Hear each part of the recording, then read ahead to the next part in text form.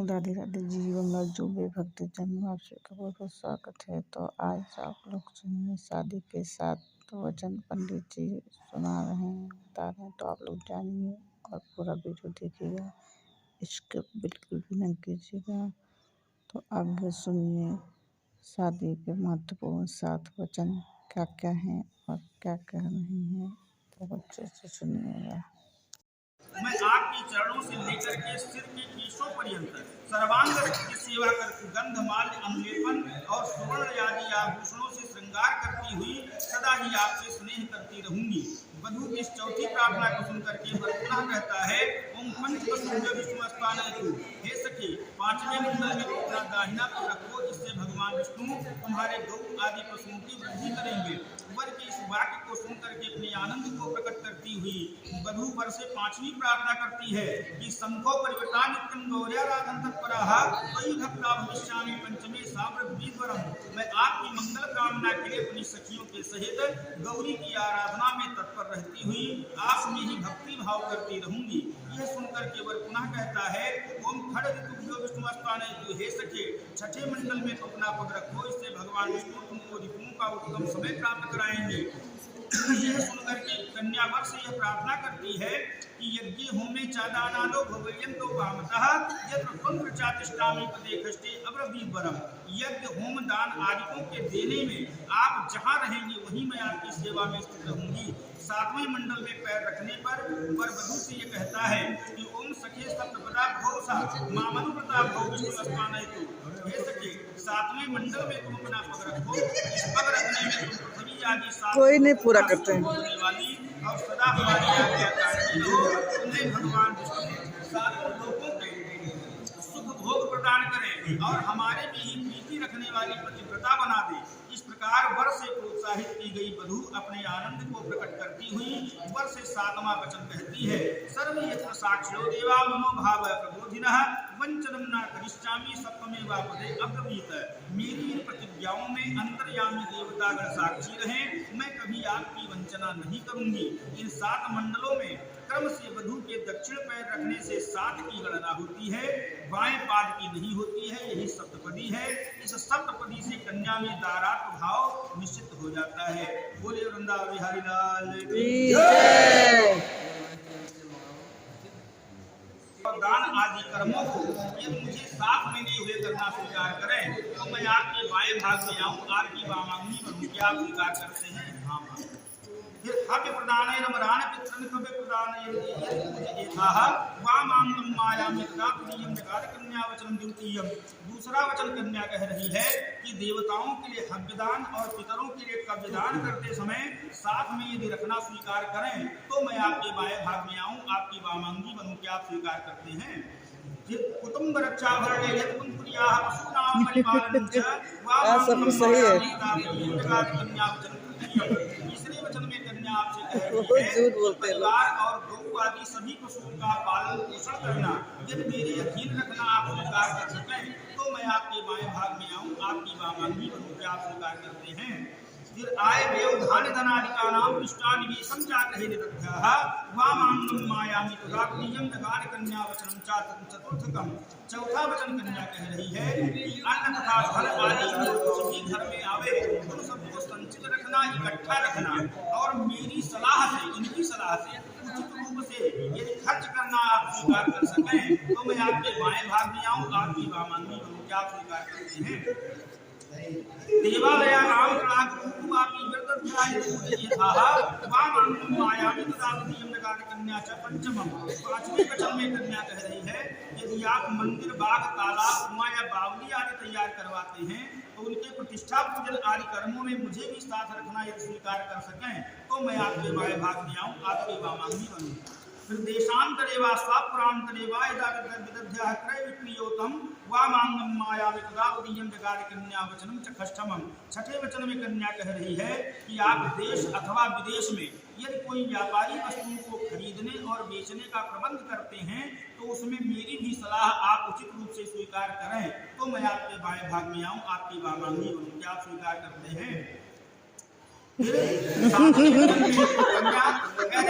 ना सेवन किया यद पान किया तो या बोध भाविनी कामनीति वामानंदम मायावी तदा जगात कन्या वचनम चा सप्तमम। सातवें वचन में कन्या कह रही है कि दूसरी स्त्री कितनी ही सुंदर क्यों ना हो, पर आप उसका सेवन कदापि नहीं करने की प्रतिज्ञा कर सकें, तो मैं आपके बाएं भाग में आऊं, आपकी वामांगी बनूं। क्या आप स्वीकार करते हैं? मुंडी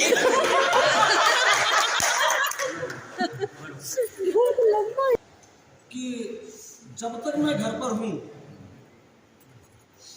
वर के पास और ऋषि के जब तक मैं घर पर रहूं तब तक तुम क्रीड़ा आमोद प्रमोद और सब प्रकार से शरीर में तेल ओटम लगाकर हर प्रकार से श्रृंगार करें। लेकिन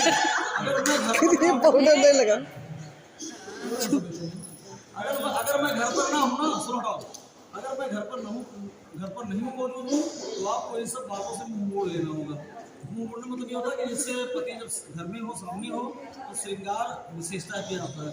लेकिन अगर पति है तो जरूरी श्रृंगार है, चूड़ियाँ हैं, सिंदूर है, ऐसे कुछ श्रृंगार किया जाता है, बाकी बहुत ज़्यादा सजा के नहीं रहा जाता। ये वर्ग का शास्त्र का भी नियम है कि अगर पति के साथ तो वह श्रृंगार विशेष और साथ में नहीं हो, उस समय किसी कारण देश प्रदेश है तो साधारण।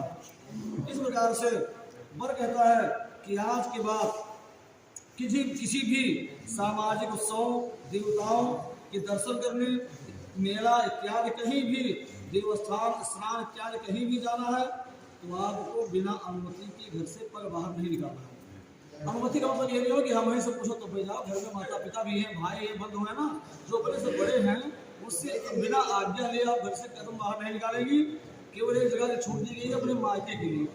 अगर नैहर में कोई ऐसी आपत्ति विपत्ति आदि तो साधा टाइम नहीं, जब मैं उठाया तो कोई दिक्कत आती है, घर में कोई नहीं है मौके पर तो आपको जा सकती है, वो केवल मायके के लिए, वही कहीं नहीं।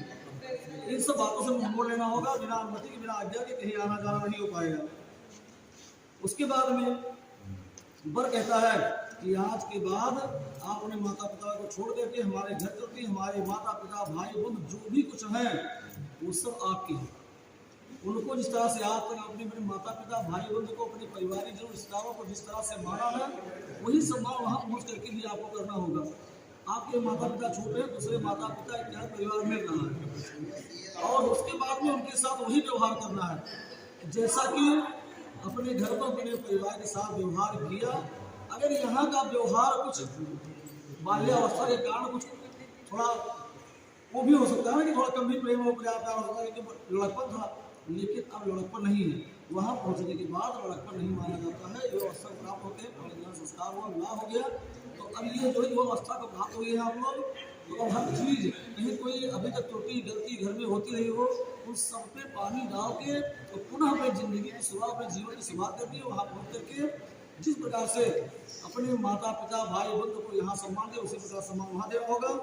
वर कहता है कि जो मेरे हित मित्र हैं, मेरे दोस्त हैं, वो हमें तक सीमित रहेगी। केवल मेरी मित्रता उनसे रहेगी, आपकी कोई मित्रता किसी से नहीं होगी। जो हमारे नात रिश्तेदार मित्र हैं वो केवल बाहर तक के लिए। घर में यदि कोई भी आता, मैं घर पर नहीं हूँ, घर में कोई है या नहीं है, ठीक है, अगर धर्म सम्मान बचाना, कोई रिश्तेदार है तो आप उसे जलपान करा देते हैं, लेकिन वो भी रख दीजिए, बाहर ले जाके देना उचित नहीं होता है। आप अंदर से अंदर व्यवस्था कर सकती है। उसके बाद जो इनके मित्र है, जो इनसे मित्रता है, उससे कोई मित्रता नहीं होगी, ना आपके घर में जाएगी, ना उससे कोई बातें करेगी, कभी कुछ नहीं करेगी। सब बातें मंजूर है, तुम्हारे बामानी बनाने के लिए तैयार। पर कहता है कि आज के बाद विष्णु अग्नि ब्राह्मण और सुजातीय भाई बंधु सबके बीच में मैं आपको यह वचन देता हूँ कि आपको कभी भी अपने मन वचनों कर्मों के द्वारा आपको कोई प्रताड़ित नहीं करूँगा। कभी कोई कष्ट, कभी कोई दुख, प्रताड़ना इत्यादि मैं नहीं दूंगा। और मैं ये भगवान को साक्षी मान करके, अग्नि बड़ो ब्राह्मण इत्यादि सबको साक्षी मान करके मैं आपको वचन देता हूँ। उसके बाद वर कहता है हमारे चित्त के अनुकूल चित्त रखना होगा आपको।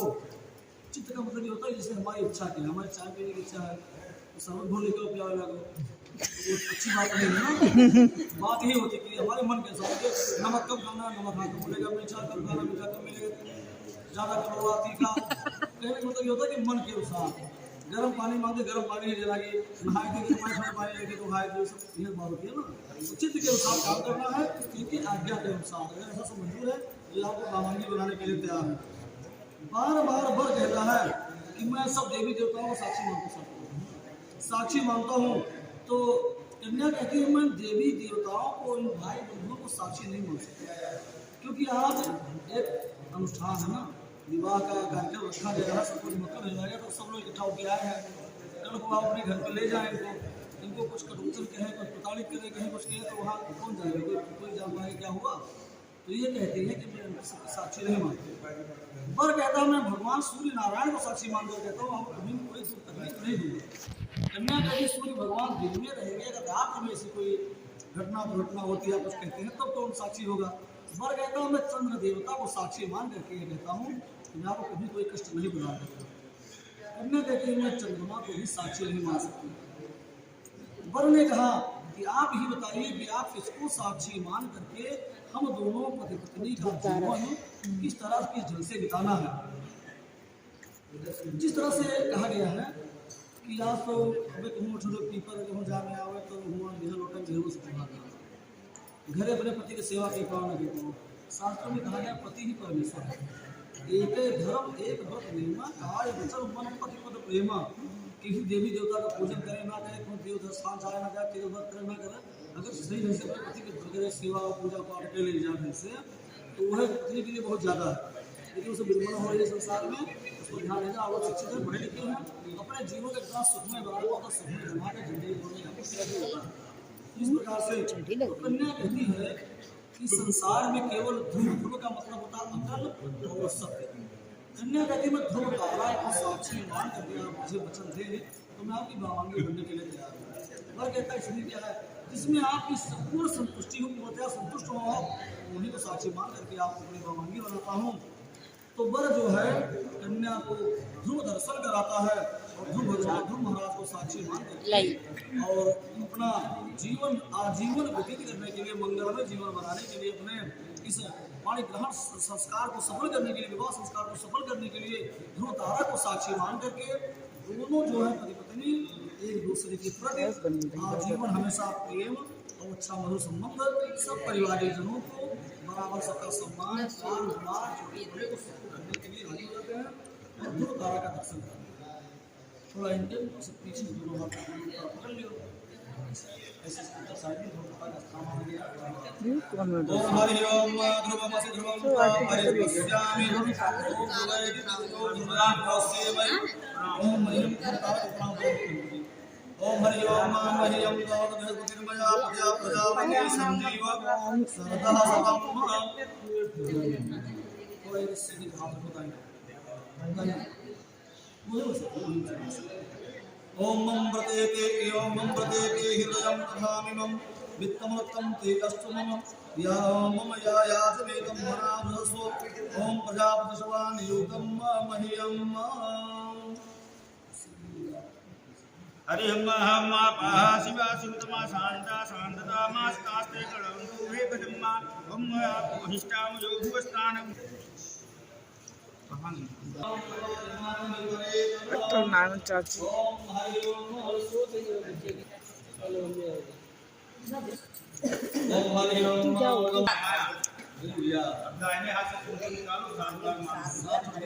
ये चाची हाथ